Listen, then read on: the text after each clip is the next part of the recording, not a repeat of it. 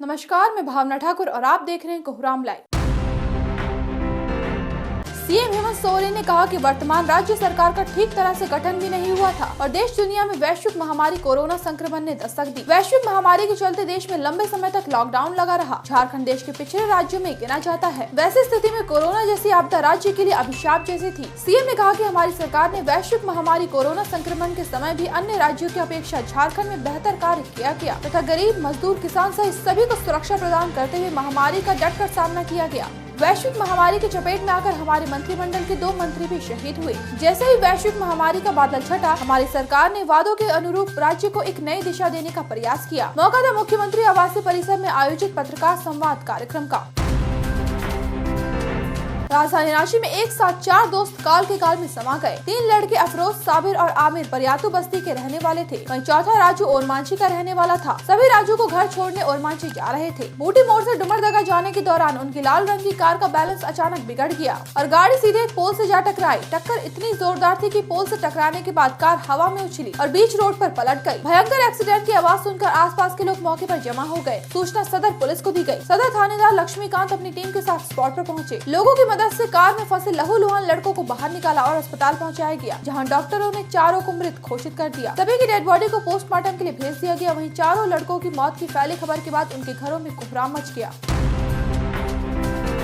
25 साल के सविता और उसके 2 महीने के बच्चे ईशु कुमार की डेड बॉडी कमरे से मिलने के बाद तहलका मच गया। वहीं 27 साल का दामाद योगेंद्र भुइया बेसुध पड़ा मिला। उसकी सांसें चल रही थी। जल्दबाजी में उसे एक अस्पताल ले जाया गया, जहां इलाज के दरमियान उसने भी दम तोड़ दिया। घटना पलामू के नौडिहा बाजार क्षेत्र के नामुदाग के तेलियाडीह की है। मौके पर पहुंची पुलिस जांच में जुटी है। योगेंद्र मूल रूप से बिहार के गया का रहने वाला था। वो अपने ससुराल में रहकर मजदूरी करता था। घटना के बारे में मृतका के घर वालों ने बताया कि कुछ साल पहले ही दोनों की शादी हुई थी। गुजरे कुछ दिनों से दोनों पति पत्नी में किसी बात को लेकर खटपट चल रही थी।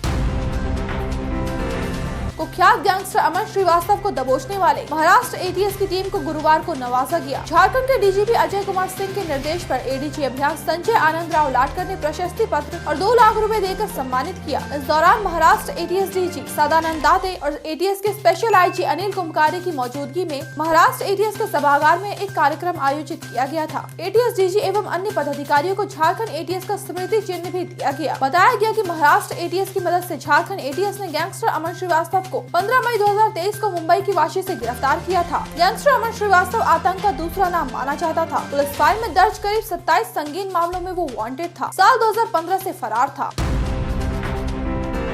पलामू पुलिस ने पलामू डीसी और एसपी के अधीन काम करने वाले 2 लोगों को अरेस्ट किया है। पुलिस ने पलामू डीसी के ड्राइवर धर्मेंद्र और पलामू एसपी के ड्राइवर प्रकाश यादव को गिरफ्तार किया है। इल्जाम है कि इन दोनों ने एक महिला से दुष्कर्म किया है। महिला की शिकायत पर मेदिनीनगर टाउन थाना की पुलिस ने इन दोनों को धरा है। वहीं पीड़िता को मेडिकल के लिए एमएमसीएच भेज दिया गया। पीड़िता पलामू की ही रहने वाली है। पीड़िता ने पुलिस को बताया कि इलाज के लिए मेदिनीनगर आई थी। इसी क्रम में उसकी मुलाकात एक ड्राइवर से हुई। ड्राइवर ने उसका मोबाइल रिचार्ज किया। इसके बदले में उसने पैसे भी लिए। इसके बाद उसने कॉल कर पीड़िता को बुलाया। उसे लेकर हाउसिंग कॉलोनी के इलाके में गए, जहां दोनों ड्राइवरों ने मिलकर उसके साथ गलत काम किया। धर्मेंद्र बिहार के औरंगाबाद तो प्रकाश यादव पलामू के नवा जयपुर का रहने वाला है।